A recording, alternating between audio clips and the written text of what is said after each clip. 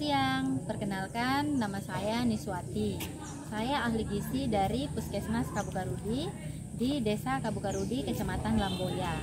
Nah, kali ini saya akan menjelaskan ada berapa kasus sih gizi kurang yang ada di Desa Kabukarudi. Jadi, untuk data terbaru kasus gizi kurang yang ada di Desa Kabukarudi yaitu sejumlah 29 anak dari usia 0 sampai dengan 5 tahun.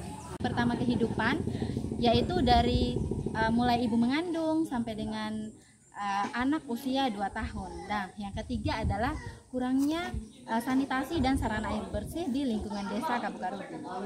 Nah, untuk kategori penilaian status gizi berdasarkan berat badan per tinggi badan atau berat badan per panjang badan, dikategorikan gizi kurang apabila di bawah minus 2 SD atau di bawah minus 2 standar deviasi.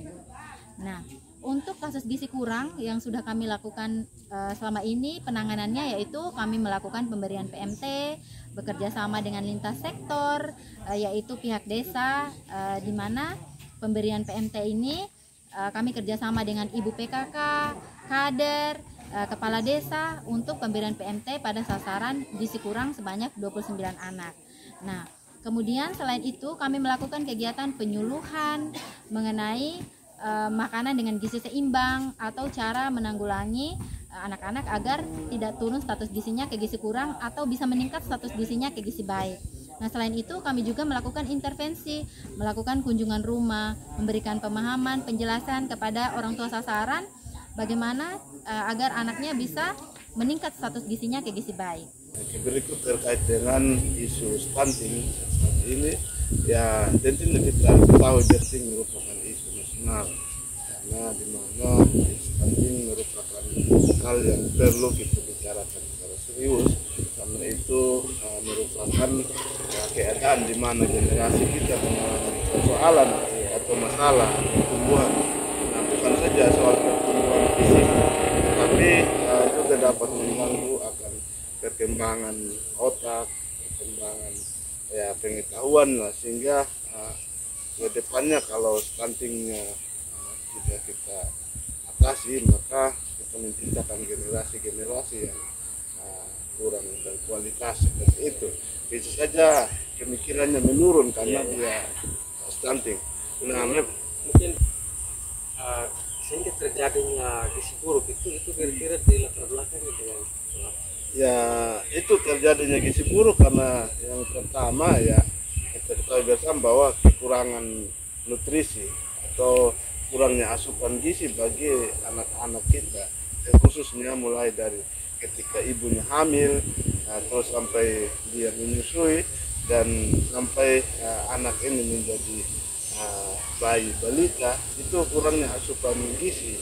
Nah, kurangnya asupan gizi ya mungkin selama ini yang kita lihat karena tingkat ekonomi masyarakat ya memadai juga, sehingga untuk dia mendapatkan makanan yang bergizi itu memberi susu, telur itu ya itu sangat terbatas seperti itu.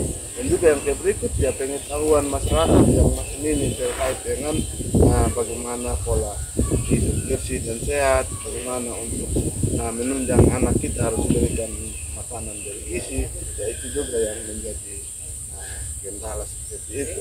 Jadi pada prinsipnya bahwa itu tadi faktor ekonomi, terus juga ya faktor sumber daya manusia itu yang jadi baik lah. Mungkin terjadinya gizi buruk ini yang paling mendasar paling yaitu karena difaktori oleh ekonomi. ya.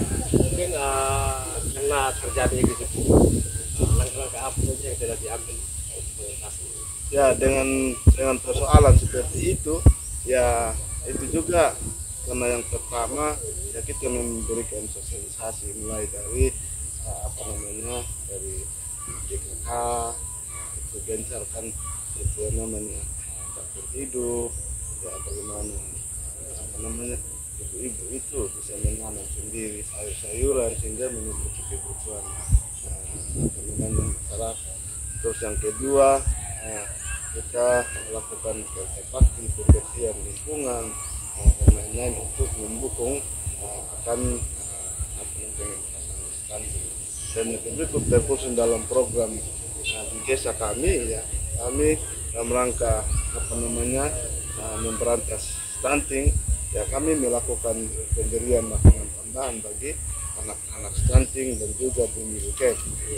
Kami memberikan itu setiap harinya selama ketika kami dapat data dari puskesmas, anak-anak yang menjadi sasaran atau yang dikategorikan stunting, nah itu kami langsung intervensi, membentuk kelompok masak.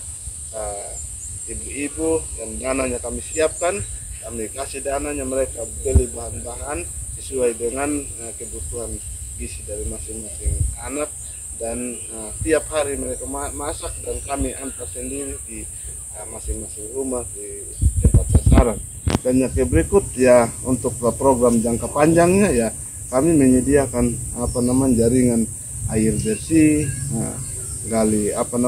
melakukan penguburan sumur guna menjawab kebutuhan air bersih bagi masyarakat, terus pembagian bibit sayur, terus pembangunan jalan juga, irigasi, terus pembagian obat-obatan atau pupuk ya, dalam rangka mendukung ekonomi masyarakat, bahkan juga sampai pada pembagian ternak kecil kayak kambing.